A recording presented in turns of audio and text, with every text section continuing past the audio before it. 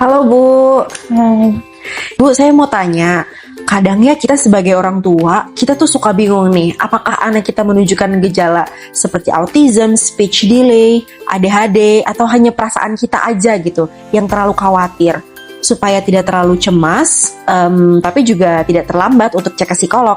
Kapan sih sebenarnya waktu yang tepat untuk kita membawa anak ke psikolog atau ke pusat terapi gitu?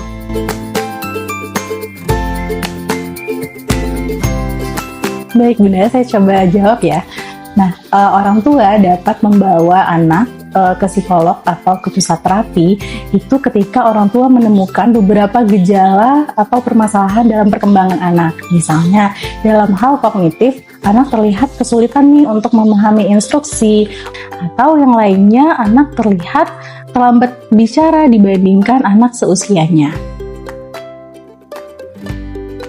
Selanjutnya, dalam hal perkembangan sosial emosional, misalnya anak terlihat tidak merespon ketika diajak berbicara, lalu anak terlihat emosinya meledak-ledak ketika keinginannya tidak tercapai misalnya, atau hal lainnya dia sampai menyakiti orang tua atau dirinya sendiri ketika merasa marah.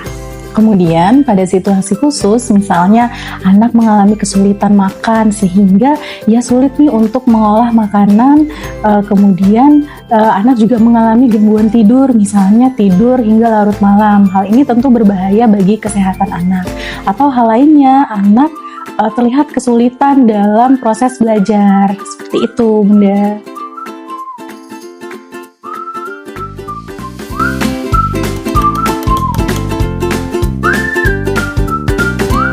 Selain itu, Bunda juga harus memperhatikan batasan usia kritis atau yang biasa disebut dengan red flag. Nah, pada usia 18 bulan, ketika Bunda menemukan bahwa anak belum dapat berjalan, belum memiliki minimal 6 kosakata, dan tidak terlihat mampu untuk menunjuk suatu benda bersama, nah itu Bunda perlu memeriksakan ke psikolog. Berikutnya, di usia 2 tahun, anak minimal sudah mampu mengucapkan 2 kombinasi kata. Nah, jika Bunda menemukan bahwa anaknya masih mengucapkan 1 kata, nah itu perlu diwaspadai.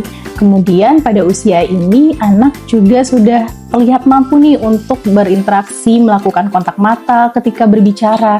Nah, namun ketika Bunda tidak menemukan hal ini, Bunda perlu waspada dengan kondisi ini. Berikutnya, di usia 3 tahun, jika anak belum mampu untuk naik turun tangga, kemudian minim bermain pura-pura atau pretend play, nah ini juga menjadi tanda yang wajib untuk diwaspadai.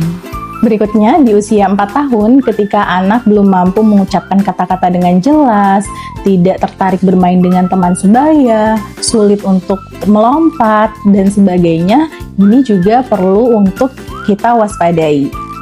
Oh, jadi selama anak tidak menunjukkan tanda-tanda red flag yang tadi, atau gejala yang Ibu jelaskan, sebenarnya sebagai parents nggak perlu terlalu cemas ya, Bu? Yap, betul banget. Tetapi ketika orang tua menemukan bahwa gejala tersebut semakin terlihat, orang tua harus segera membawa anak ke profesional terdekat seperti pusat terapi bermain. Dan jangan lupa untuk melakukan pengecekan tumbuh kembang anak secara berkala ya, Bunda.